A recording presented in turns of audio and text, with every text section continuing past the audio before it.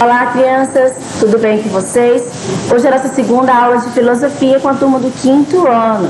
Nós iremos continuar o nosso capítulo 1, a indústria cultural e o consumo, das páginas 289 a 293. Os itens abordados serão: é necessário ter mais brinquedos? As lâmpadas e o meu consumo. As atividades referentes a esta aula são Mão na Massa, páginas 292, 293 e 294. Bom, vamos lá para a nossa página 289, do nosso livro 3. É necessário ter mais brinquedos? Eu vou fazer a leitura e depois eu irei explicar. Como você pode perceber, provavelmente sua atividade deve ter caminhado por estes dois caminhos. Ou você tem muito mais brinquedos e objetos do que realmente precisa, ou chegou à conclusão de que é necessário ter mais brinquedos. Tivemos a atividade que foi feita na aula passada, que vocês tinham que anotar os brinquedos que vocês mais brincavam, os brinquedos que vocês não brincavam e depois totalizar tudo. Pois é, justamente isso que a gente está analisando agora. Será mesmo? Muitas vezes a sociedade em que vivemos acaba nos engolindo e plantando necessidades em nosso corpo e em nossa mente que não são nossas, não são naturais. E esse fenômeno ele ficou conhecido como a indústria cultural, que nada mais é do que arte, lazer e todas as coisas que fazem com que a gente compre, Na verdade, gente, quando a gente vai comprar alguma coisa, a gente tem que analisar: eu preciso disso? Realmente é necessário comprar isso nesse momento, Estou realmente precisando? Porque muitas vezes quando nós saímos para comprar alguma coisa, o que acontece é que nós não estamos comprando pelas nossas necessidades naturais, e sim porque nós vimos alguém usando, ou porque nós vimos na TV, E isso vai nos induzindo a comprar também. Então, muitas vezes é algo que não é necessário, mas que nós vimos e sentimos essa vontade de comprar.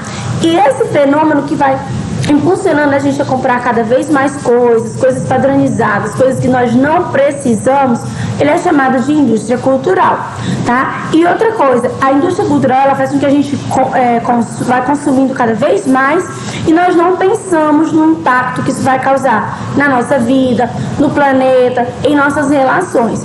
Então, assim, a indústria cultural, o objetivo dela é lucrar, lucrar cada vez mais. Então, por isso, ela implanta essas necessidades de consumo nas pessoas. O ser humano não precisa de tudo que consome. Como diria uma canção famosa, estamos comendo o mundo pelas beiradas. E tudo para alimentar uma necessidade que passa muito longe de ser básica, fundamental para a nossa sobrevivência e bem-estar nesta casa comum que habitamos. É uma necessidade implantada, não é natural. Ou seja, nós temos essa necessidade de comprar, não porque é importante, não porque nós estamos precisando, e sim porque nós porque vemos outras pessoas utilizando, vemos outras pessoas tendo aquele produto, e aí nós temos essa necessidade de consumir também. Ou seja, ela não é natural, ela é implantada pela indústria cultural. E essa questão de estamos comendo o mundo pelas beiradas, isso está muito relacionado à questão de retirar matéria-prima do planeta. Nós sabemos que quanto mais nós consumimos, não é isso? Mais lixos nós produzimos. Então nós temos um problema. A gente vê aqui nessa imagem um planeta coberto de lixo. Por quê?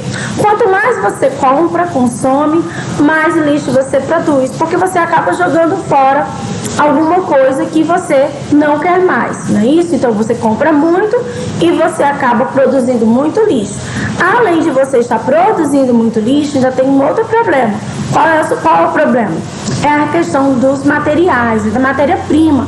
Para consumir, para produzir muito, a indústria ela vai pegar cada vez mais matéria-prima do planeta. Então vai ter essa escassez de recursos. Quanto mais a gente compra, mais a indústria vai ter que produzir, mais ela vai retirar matéria-prima do planeta e mais lixo iremos produzir. Ou seja, nós estamos destruindo o nosso planeta por uma necessidade que não é natural, que é uma coisa que não é fundamental, é simplesmente uma necessidade implantada. Bom, vamos falar mais um pouquinho sobre essa questão de indústria cultural, né? O conceito, gente, de indústria cultural, ele foi desenvolvido por Theodor Adorno e Max Horkheimer. É um nome bem estranho, Horkheimer. No final do século XIX e no início do século XX, tá? Então, esses dois estudiosos, eles que criaram esse conceito de indústria cultural, tá? Até então, não havia um conceito para isso. Eles analisaram os impactos dos avanços tecnológicos proporcionados pela Revolução Industrial e o capitalismo no mundo das artes. Então, eles começaram a analisar, né? Naquela época estava tendo a Revolução Industrial, a indústria estava produzindo muito, e tinha a questão do capitalismo também, isso tudo implantado dentro da questão do mundo das artes, né? Não era só em produtos em si. Então, eles começaram a analisar essa questão. Esse conceito desenvolvido se refere à ideia de produção em massa comum nas fábricas e indústrias que passou a ser adaptada à produção artística. Então, assim, o que eles perceberam? Que com a Revolução Industrial, as indústrias produziam muito, né? E ele percebeu que essa questão que era comum em produção em excesso da indústria também passou para o mundo da produção artística. Estava meio que equivalente. E aí é uma nova concepção de se fazer arte e cultura, utilizando-se técnicas do sistema capitalista. Então a arte e a cultura, ela começou a utilizar também essas técnicas do sistema capitalista, ou seja, vender mais para lucrar mais. Dessa maneira, músicas, filmes, espetáculos e outras obras são desenvolvidas sob a lógica de produção em massa, ou seja, há aquela questão da produção em massa também em músicas, filmes, espetáculos e obras de arte. Como assim? Vamos lá. Digamos que há o lançamento de um filme, certo? Um filme de heróis. E aí, muitas pessoas vão assistir e gera muito lucro, né, para a indústria, para a empresa que financiou esse filme. Pronto. Se eles percebem que filmes de herói está dando lucro, eles vão criar vários filmes de heróis. Por quê? Porque dá lucro. Vamos lá, música. Se você perceber, eles criam uma música, certo? Vamos lá, uma batida aí bem diferente, eles criaram e vendeu muito. Então você percebe que irão surgir várias e várias bandas com a mesma batida. Por quê? Porque vende. Então acaba ficando uma coisa padronizada. Objetivo da indústria cultural. Fundamentada na lógica capitalista, não é isso? Ela busca maneiras de obter e aumentar o lucro. Então, o objetivo da indústria cultural é lucrar, sempre aumentar o lucro. Outros propósitos que são menos evidentes, não ficam muito na cara, assim como a questão do lucro, é a dominação de classes e imposição de ideias, dos ideais da elite. Ou seja, sempre a elite vai estar impondo o que a classe menos favorecida tem que vestir, como é que tem que ser o cabelo, como é que tem que ser a vestimenta, como tem que se comportar. Então acaba que essa classe mais elitizada, ela vai impor os padrões. Características, né? Quais são essas características da indústria cultural? Primeiramente, o lucro é a sua finalidade, ou seja, o objetivo principal é lucrar cada vez mais. Segundo, padronização dos gostos e interesses dos consumidores, ou seja, as pessoas passam a se interessar e gostar sempre das mesmas coisas. Você pode observar que se lançar um estilo de roupa, você for no shopping, tem várias pessoas com o mesmo estilo de roupa. Pode ser uma estampa diferente, uma cor diferente, mas o modelo é sempre o mesmo. Massificação dos produtos é produzir muito desses produtos, né, para depois vender bastante. Produtos fáceis de serem consumidos também é uma característica da indústria cultural. Homogeneização dos produtos, ou seja, filmes, músicas, novelas, peças são todas semelhantes e por isso acabam fazendo sucesso. Ou seja, se tem uma coisa que está fazendo sucesso, viram outras bem parecidas. Então acaba que os filmes seguem o mesmo padrão, né? As músicas também, as novelas também e as peças teatrais também. A gente pode perceber, por exemplo, que houve uma época que lançaram muitos filmes de terror. Por quê? Porque estavam fazendo sucesso naquele momento. Depois, muitos filmes de heróis, porque estavam fazendo sucesso. Então, o que faz sucesso é lançado em várias e várias e várias vezes, né? Acaba sendo uma coisa repetitiva. E o que aconteceu com a indústria cultural brasileira, né? Bom, a indústria cultural brasileira se desenvolveu na medida em que os meios de massa foram inseridos no contexto das pessoas e se popularizaram. Ou seja, o que aconteceu com esses meios? Eram os meios de comunicação. Com a evolução do telejornal, com a evolução das coisas da rádio, aí você teve o quê? Esse aumento da produção. Característica interessante, a produção artística em massa, né, que acontece muito aqui no Brasil. Como essa produção artística em massa? Por exemplo, se na música surgiu um cantor com um estilo que fez sucesso, você pode observar que virão vários cantores com o mesmo tipo de som, mesma batida, melodia semelhante. Por quê? Porque se fez sucesso, vamos continuar nesse ritmo. Eles dizem até assim, deu certo, então vamos continuar. Página 290 com a lupa na mão. Observe a imagem a seguir. O que ela representa? Bom, pesquise sobre os caminhos que um objeto ou um brinquedo que você gosta muito faz até chegar a você. E depois, o caminho que faz ao ser descartado. De onde ele veio, como ele foi produzido, para onde ele vai e como ele chega até você. A gente quer que vocês pesquisem como é que um produto ele chega até vocês e depois de descartado, o que acontece com ele. A gente pode perceber aqui, que da natureza, que tem as plantinhas, vai para a indústria. Ou seja, a indústria, ela retira a matéria-prima da natureza. E ela emite vários e vários gases, como CO2, por exemplo, que vão poluir o meio ambiente. Depois a indústria, ela lança o produto. Depois esse produto, ele é descartado. Nesse descarte, nós temos duas maneiras. Ou ele vai para o lixo, ou ele vai para a coleta seletiva. Ele vai ser o quê? Reciclado, não é isso? Então, assim, é um percurso extenso. Nem todos vão para a reciclagem, serão reciclados. Muitos vão realmente virar lixo, né? Por isso que é importante pensar no que a gente consome.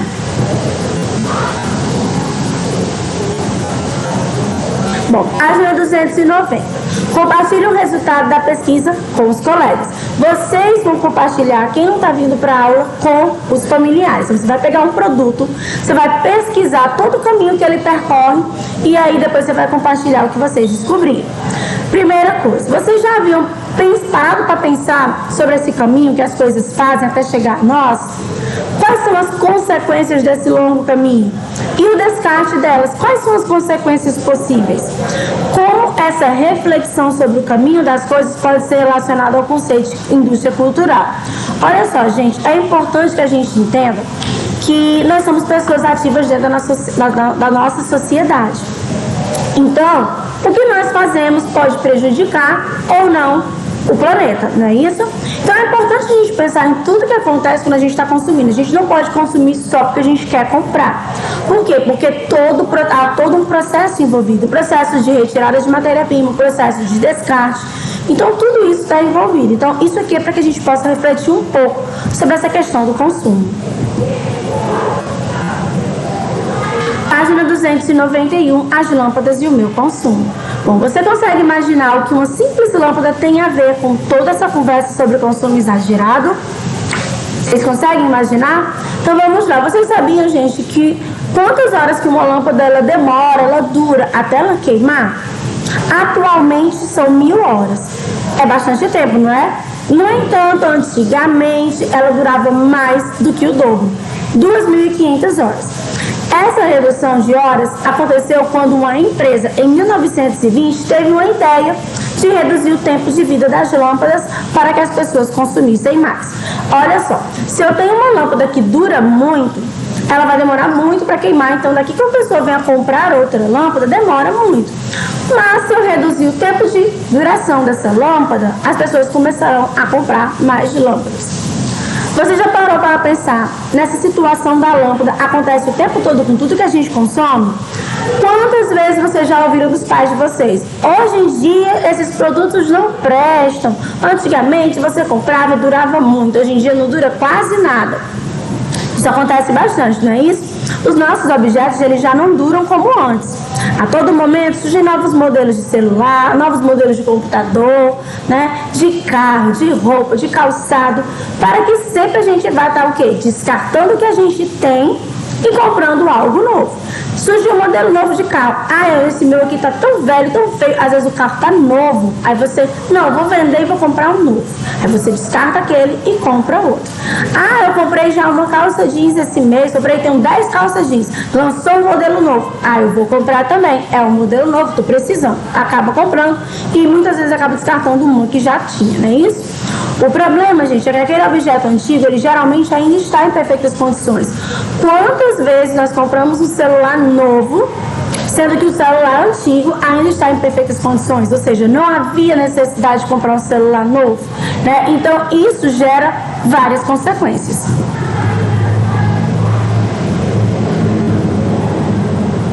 Bom, você lembra do que a gente acabou de falar sobre essa questão do lixo, como as coisas são descartáveis, para onde vão esses objetos, né?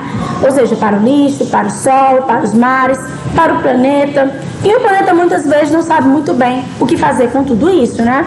Afinal, são muitas coisas artificiais. O fenômeno que nós chamamos, gente, de impulsionar sempre as pessoas a comprarem tudo que é mais novo e diminuir propositalmente, gente, propósito, né? O tempo de duração das coisas chama-se obsolescência programada. O que é uma coisa obsoleta? É uma coisa velha, né?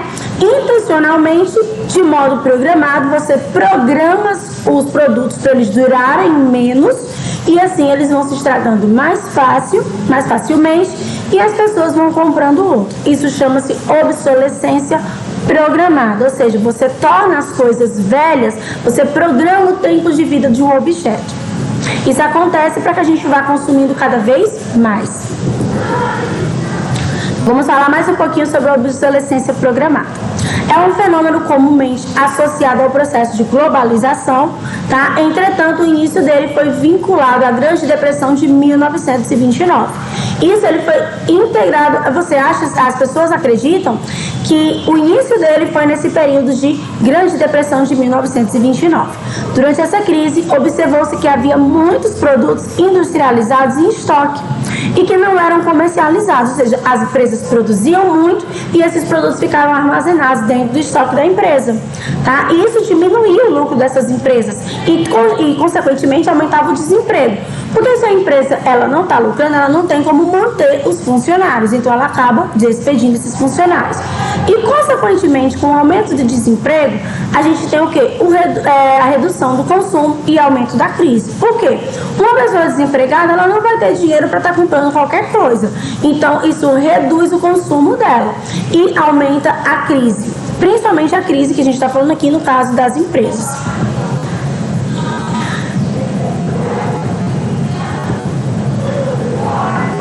Vamos já.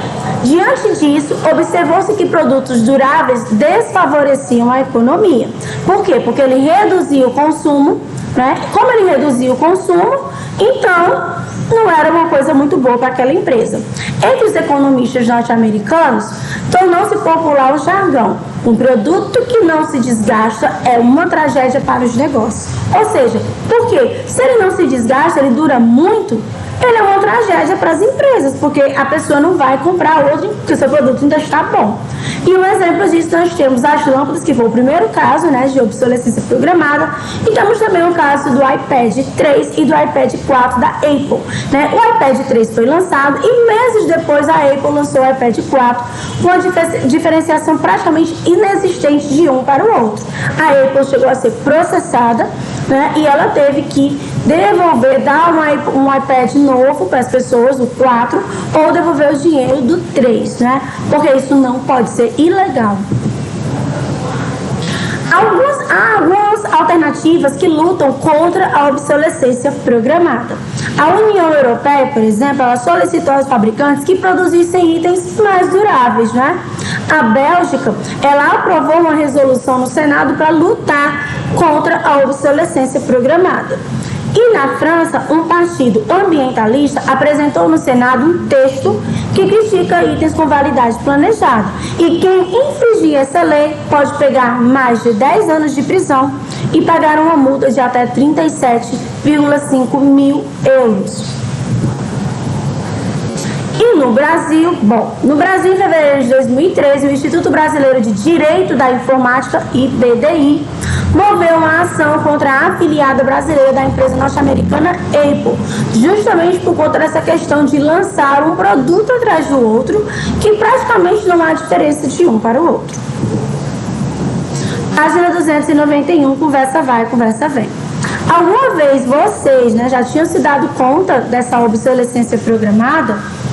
Quando? Bom, eu acho que vocês nem tanto, mas eu creio que os pais de vocês devem ter percebido que os produtos duravam muito mais e hoje duram muito menos, porque eu escutava muito isso da minha mãe. Ah, nossa, antes durava tanto, agora praticamente não dura nada, no instante quebra. Onde você pode perceber isso em sua vida hoje? E o que a gente pode fazer para não sermos tomados pela obsolescência programada? Quais as consequências da obsolescência programada para o planeta? Bom, gente, se um produto quebra, você descarta. Então, aí no caso da obsolescência programada, a gente tem o quê?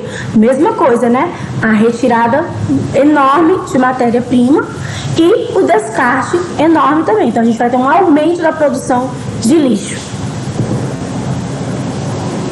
Página 292, mão na massa. Para não esquecer, anote o que você entendeu por indústria cultural. Bom, indústria cultural é um fenômeno que, de certa forma, impõe o consumo irrefletido. Obsolescência programada. Fenômeno que diminui a vida útil de determinado objeto para que seja necessária a compra de outro. Segunda questão. Quais foram as reflexões sobre o seu próprio consumo? Aqui é uma resposta pessoal. Terceira questão. O que você pode mudar em seus hábitos de vida, levando em consideração tudo que você aprendeu nesse capítulo? Bom, levando em consideração o que a gente entendeu de indústria cultural, o que a gente entendeu de obsolescência programada, o que a gente entendeu das consequências disso para o planeta, o que você acha que pode mudar nos seus hábitos? Lembrando, gente, que a indústria cultural, ela faz o que faz porque praticamente nós deixamos, não é isso? Se nós não consumíssemos, nós não ligássemos para isso, comprássemos coisas, sem pensar, a indústria cultural não estaria fazendo o que ela faz. Quarta questão. Utilize as figuras do material de apoio na página 43 para fazer uma história em quadrinhos sobre a indústria cultural. Capriche nos detalhes para que os seus leitores entendam bem esse conceito. Então aqui cada um vai lá no material de apoio na página 43, vai recortar e criar uma história de quadrinhos, uma história em quadrinhos sobre a indústria cultural. Bom, gente, eu vou ficando por aqui. Espero que vocês tenham gostado da nossa aula e entendido o conteúdo. Continue estudando e se dedicando. Um grande abraço e até a nossa próxima aula. Tchau, pessoal!